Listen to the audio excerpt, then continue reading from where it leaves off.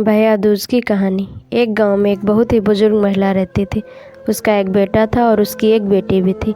बुजुर्ग महिला ने अपनी बेटी की शादी कर दी थी। एक दिन जब भाई दूज का त्यौहार आया तो तभी उस बुजुर्ग महिला के बेटे ने कहा, माँ मैं अपनी बहन के घर टीका करवाने जा रहा हूँ। जिसके बाद उसकी माँ ने कहा, बेटा हम बहुत गरीब लोग हैं, तुम टीका करवाने के बाद अपनी बहन को क्या दोगे। लेकिन उस बुजुर्ग महिला के बेटे ने जिद करके अपनी बहन के घर जाने के लिए अपनी माँ को मना लिया। फिर वह भाई अपनी माँ की आज्ञा लेकर अपनी बहन के घर निकल पड़ा। जैसे ही वह थोड़ी दूर पहुँचा तब उसको एक बहुत बड़ी गहरी नदी दिखाई दी और वह उससे कहने लगी, मैं तुम्हें पानी में डुबोकर मार दूंगी क्योंकि मैं तुम्हारा काल हूँ। जिसके बाद वह भाई उस नदी से कहता है, तुम मुझे थोड़ी देर की मोहलत दे दो, मैं अपनी बहन के घर टीका करवाने जा रहा हूँ, वहाँ से वापस आऊँगा तो तुम मुझे मार देना। जिसके बाद वह नदी भाई को जाने देती है और फिर वह भाई आगे की ओर चल देता है। थोड़ी दूर पहुँचने के बाद उसको एक शेर मिलता है जो कहता है, मैं तुम्हें खा जाऊँगा। इसके बाद वह भाई शेर से कहता है कि मैं अभी नहीं, थोड़ी देर बाद मुझे खा लेना जब मैं लौट कर आऊँ। फिर भी उस भाई को आगे जाने देता है और रास्ता छोड़ देता है। फिर आगे जाने पर उसे एक सांप मिलता है और वह सांप कहता है, मैं तुम्हें मार दूंगा। वह भाई उस सांप से वही कहता है जो पहले कहा था, जब मैं लौट कर आऊँगा तब तो मुझे मार देना। जब वह अपनी बहन के घर पहुँचता है तो घर के बाहर से आवाज़ लगाता है, लेकिन घर के अंदर उसकी बहन सूत काट रही होती है। सूत को काटते वक्त उसका धागा टूट जाता है और वहाँ के लोगों की यह मान्यता थी कि अगर सूत काटते वक्त अगर धागा टूट जाए तो बाहर कोई भी बुला रहा हो तो उसकी आवाज़ गए तो बिना धागा जोड़े चली जाए तो वह व्यक्ति मर जाएगा। वह बिना आवाज़ किए धागा जोड़ने लगती, लेकिन वो भाई आवाज़ लगाने पर भी उसकी बहन नहीं आती। वह वहाँ से जाने लगता है। तभी उसकी बहन उस धागे को जोड़कर तुरंत अपने भाई के पास जाकर उसे रोकती है और उसको अपने घर के पास बुलाती है और उससे पूछती है, भाई दूज के दिन क्या बनाया जाता है। तब वह महिला उसको बताती है कि तुम तेल अपने चूल्हे के लिपो और घी में चावल पकाओ। वह बहन घर जाकर पड़ोस के द्वारा बताई गई चीज़ों को करने लगती। तभी उसका भाई उससे कहता है कि बहन बहुत ज़ोरों से भूख लगी, लेकिन उसकी बहन पड़ोस की महिला को बातों में आकर काम कर रही होती।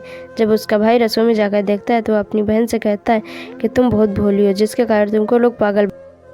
तुमने कभी भी घी में चावल पकते देखे? तेल कभी चूल्हे से लिपा जाता है? तुम गोबर से चूल्हे को लूपो, पानी में चावल को पकाओ। वह बहन अपने भाई की बात मानकर वही करती है जैसा उसका भाई कहने के लिए बोलता है। जब उसका भाई अगले दिन वापस घर जाने के लिए कहता है तब उसकी बहन अपने भाई के लिए रास्ते में जाने के लिए कुछ लड्डू बनाकर देती है कि इसको रास्ते में भूख लगे तो खा लेना, और इनमें से कुछ लड्डू अपने बच्चों के लिए भी बचा लेती। जैसे ही उसका भाई चला जाता है उसकी बहन के बच्चे खाने के लिए जिद करने लगते हैं। वह अपने भाई के लिए बनाए हुए लड्डू जो बच्चों के लिए बचा कर रखे थे वह अपने बच्चों को दे देती है और तभी उनके बच्चों की नज़र उस लड्डू में पड़ती है जो एकदम से नीले हो रहे थे।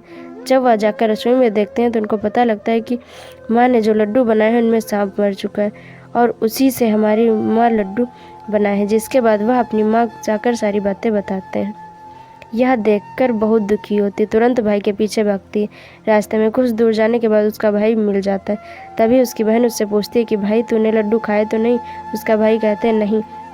तभी भाई को सारी बात बता देती है। तभी उसका भाई कहता है, तुमने मेरी जान बचा ली, लेकिन तुम मेरी जान कब तक बचाओगी? और अपनी बहन को अपने साथ हुए सारे चीज़ों को बताता है। उसकी बहन अपने भाई को अकेले नहीं जाने देती और उसके साथ जाने के लिए कहती है। उसका भाई अपनी बहन को साथ आने के लिए मना कर देता है, लेकिन उसकी बहन जिद कर लिए अपने भाई के साथ जाने लगती है। कुछ दूर जाने के बाद जब वह बहन को प्यास लगती है तो वह भाई से कहती है, भाई मुझे पानी पीना है, बहुत ज़ोरों से प्यास लगी।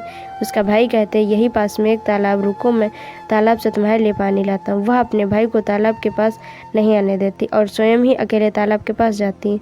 जब वह तालाब के पास पहुँचती है तो उसको वही बुजुर्ग महिला मिलती है। वह बुजुर्ग महिला को तालाब के पास देखकर बहन उससे पूछती है, आप कौन है?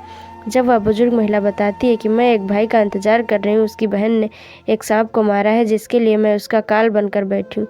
उसकी बहन उस बुजुर्ग महिला से अपने भाई की जान बचाने के लिए पूछती है और तभी बुजुर्ग महिला उससे कहती है कि तुम अपने भाई को खूब गालियाँ दो और जब तक उसकी शादी ना हो जाए तब तक तुम उसकी सारी घात टाल दो, मैं तुम्हारे भाई की जान बचा सकती हूँ। वह बहन तुरंत वापस जाकर अपने भाई से एक मांस का टुकड़ा और चुन्नी एक कटोरी में थोड़ा दूध लेकर अपने भाई के पास जाती है और उससे कहती है चलो। जैसे वह दोनों रास्ते में दूर जाने के बाद उनको एक ही शेर मिलता है जिससे वह भाई को मारने के लिए पहले भी रोका था। जैसे ही शेर उसके भाई को मारने के लिए आगे बढ़ता है तब उसकी बहन शेर को मांस का टुकड़ा खाने के लिए देती है, जिससे शेर उस मांस के टुकड़े को खाने लगता है। वह दोनों आगे चल देते हैं। आगे पहुंचकर जब थोड़ी दूर पर वही सांप मिलता है, वह सांप अपने साथ ले गई। एक कटोरी में दूध को सांप के आगे रख देती है, जिससे साथ दूध पीने के बाद वह लोग आगे की ओर चल देते हैं। आगे नदी पहुंचते हैं। उसकी बहन जिससे नदी प्रसन्न होकर उनको आगे जाने का रास्ता दे देती है और थोड़ी देर पश्चात वह लोग घर पहुंच जाते हैं। घर पहुंचकर उनकी माँ अपने बच्चों को देखकर बहुत खुश हो जाती, लेकिन उसकी बहन अपने भाई को गालियां देना शुरू कर देती। यह देखकर माँ बेटे दोनों आश्चर्यचकित हो गए। थोड़े दिन गुजरने के बाद जब अपने बेटे का विवाह करने लगती है, विवाह के लिए सब निकासी की बारी आती, तब उसको बहन कहती मेरी पहली निकासी करो और मेरे भाई को आगे के रास्ते से नहीं पीछे के रास्ते से ले जाओ। बहन के से बोलते ही आगे का दरवाज़ा टूटकर गिर गया, जिसको देखकर सभी लोग हैरान हो जाते हैं। और फिर जब फेरों की बारी आती है तब उसकी बहन कहती है पहले मेरे फेरे करो, बाद में मेरे भाई के। ऐसा बोलते ही वहाँ पर आग लग जाती, जिससे वह आग बुझा देती। और फिर जब सुहाग रात की बारी है तब उसकी बहन कहती है मैं इन लोगों के साथ मैं सोऊंगी। सभी लोग बीच में एक पर्दा डालकर उसकी बहन को भी अंदर जाने दें। तभी रात में एक सांप आता है, जिसको उसकी बहन डब्बे में बंद कर देती है और भाई को जान बचा लेती है। और सुबह होते ही वह सभी को सच बता देती है वह ऐसा क्यों कर रही थी, जिससे सभी उसकी बहन की प्रशंसा करने लगते हैं। उसका भाई भी अपनी बहन से बहुत खुश होता है और तब उसकी बहन वापस अपने घर चली जाती।